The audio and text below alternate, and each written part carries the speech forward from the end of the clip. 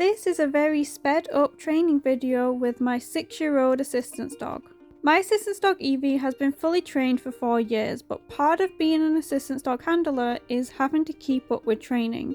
And this last year, we've been really bad at this. And as a result, Eevee has picked up on some bad habits. Eevee has always been a rather impatient dog. Eevee is the kind of dog that really likes to keep moving, keep working, keep getting commands, keep getting praise, keep getting told what to do. Like, she likes that interaction more than anything else. And that does make her a really good assistance dog for me, because our bond allowed her to become an alert and response assistance dog. And for her to pick up on minute changes that medically I was told wasn't even possible for a dog to be able to pick up. But that does mean when I'm not giving her attention, she gets very impatient. This could be when I'm standing in a queue, or I'm stopping to talk to someone, or I'm just looking at products on the shelves, making up my mind. And Eevee wants to keep moving and keep going. So as a result, she's developed behaviours to express this frustration.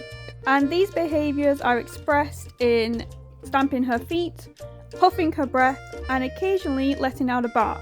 Now this isn't okay for an assistance dog, especially an alert and response assistance dog who uses barking to let me and other people know when I need medical help. So we're doing training to address those issues. Now when training pet dogs, I usually recommend the bark it out method. That is letting the dog bark for as long as they are gonna bark, trying to get your attention or trying to get you to play or trying to get food or whatever it is, and ignoring them. So you wait for them to naturally be quiet and calm down, and then you give them the thing that they want. So they learn that barking is not going to allow them to get the thing that they want. However, as an assistance dog, I can't let her do this. I can't let her just bark freely in the middle of a shop. So we have 2 different methods that we can work with.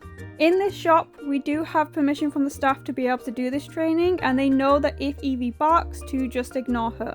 So the first method of training is the stay and walk away training. This means that Eevee has to stay in place while I walk away from her out of sight, and she has to stay there and not move until I return to her.